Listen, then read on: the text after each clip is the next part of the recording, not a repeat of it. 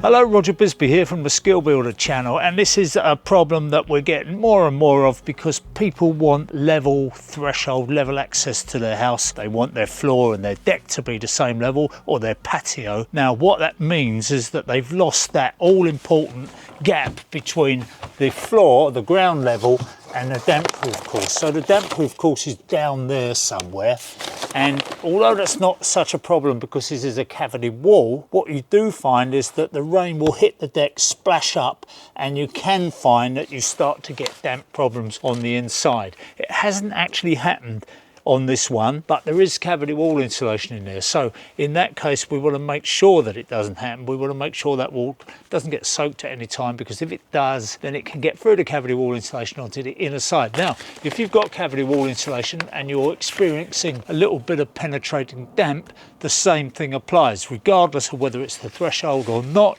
If it's driving rain that's getting through the outer skin of your wall and soaking the wall, then this product, Stormdry from Safeguard Europe, is the way to go. Now I wouldn't recommend it if it wasn't any good, but I've used it in loads and loads of occasions. I've recommended it to other people and they've used it and they've said, you know what, we've had that problem for years, one application of this solved the problem. So I do say that it does work. And one thing that a lot of people say is, oh well, the house has got to breathe, you're locking in the moisture. This is siloxane, it's not a plastic solution. It goes into the pores, it lines them like glass, and it lets the wall breathe. You don't get any trapped moisture with this. It's very, very important that I emphasize that, because people still believe it does. And all the tests have been done on it, and it is proven that it doesn't trap in moisture. So you can use it with complete safety and impunity. Now you can see I'm making a bit of a mess here. I'm not a decorator, even though I've got the decorator's trousers on. But all you've got to do is put it on. You don't have to worry about brushing it in or anything like that. Just make sure you've covered everything with it. It will just soak in on its own. If we come back and look at this tomorrow, you'll see that it's gone in there, and you'll see that it hasn't really affected the look of the brickwork at all. It just very, very slightly darkens the brickwork, very slightly, and if you looked on a bright sunny day you might see the line where you stopped, but it really isn't anything at all that you'll notice.